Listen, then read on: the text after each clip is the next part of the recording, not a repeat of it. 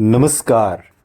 आप सुन रहे हैं द बॉलीवुड रेडियो और मैं हूं आपके साथ आकाश। दोस्तों, आज के इस पॉडकास्ट में किस्सा है राजेश खन्ना और मौसमी चटर्जी का।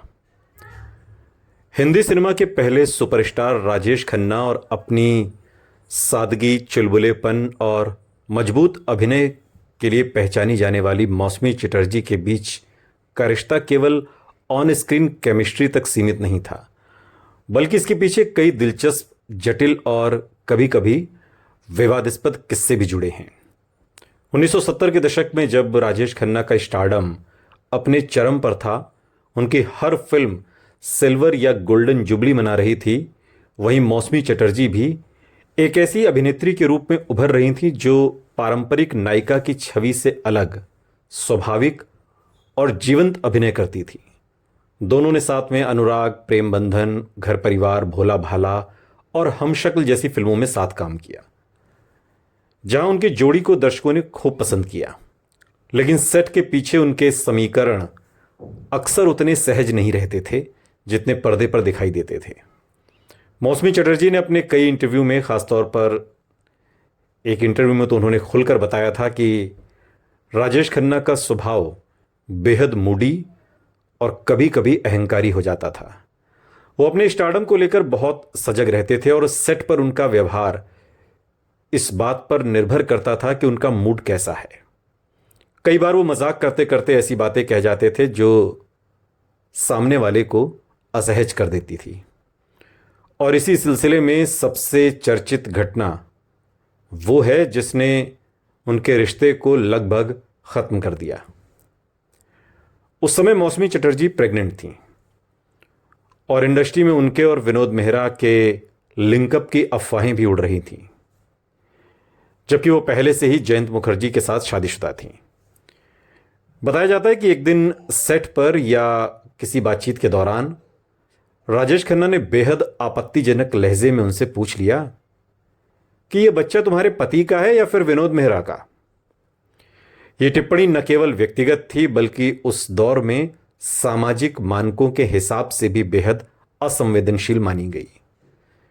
मौसमी चटर्जी, जो आमतौर पर हंसमुख और सहज स्वभाव की मानी जाती थी, इस बार बिल्कुल चुप नहीं रहीं।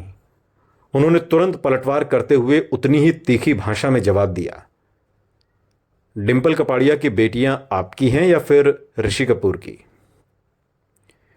यह जवाब सीधे राजेश खन्ना की निजी जिंदगी पर चोट करता था, क्योंकि उस समय उनके और डिंपल कपाड़िया के रिश्ते को लेकर कई तरह की चर्चाएं होती थीं। इस घटना के बाद माहौल पूरी तरह बदल गया। कहा जाता है कि राजेश खन्ना इस जवाब से बुरी तरह तिलमिला गए और कुछ समय तक दोनों के बीच बातचीत भी बिल्कुल बंद हो गई। मौसमी चटर्जी ने बाद में इंटरव्यू में कहा कि मैंने कभी किसी का अपमान नहीं किया, लेकिन अगर कोई मेरी इज्जत पर सवाल उठाएगा तो मैं चुप नहीं रहूंगी।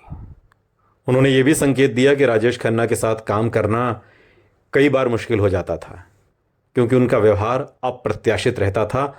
समझ नहीं आता था कि वो कब क्या कहेंगे, कैसे रहेंगे, कैसा व्यवहार करेंगे। बहुत मूडी थे। हालांकि यह भी दिलचस्प है कि इतने बड़े विवाद के बावजूद दोनों कलाकारों ने पूरी तरह से एक दूसरे से किनारा नहीं किया। प्रोफेशनली तो किनारा नहीं किया। दोनों साथ में काम करते रहे। प्रोफेशनल स्तर पर काम जारी रहा। फिल्म इंडस्ट्री में ये बात आम थी कि व्यक्तिगत मतभेदों के बावजूद कलाकार कैमरे के सामने अपनी जिम्मेदारी निभाते थे। दर्शकों को उनकी जोड़ी पसंद आती रही और फिल्मों ने अच्छा प्रदर्शन भी किया। फिल्म इतिहासकारों की माने तो यह पूरा प्रकरण उस दौर में स्टार सिस्टम की एक झलक देता है, जहां एक तरफ सुपरस्टार का दबदबा था, वहीं दूसरी तरफ अभिनेत्रियां भी धीरे धीरे अपनी आवाज को बुलंद कर रही थीं।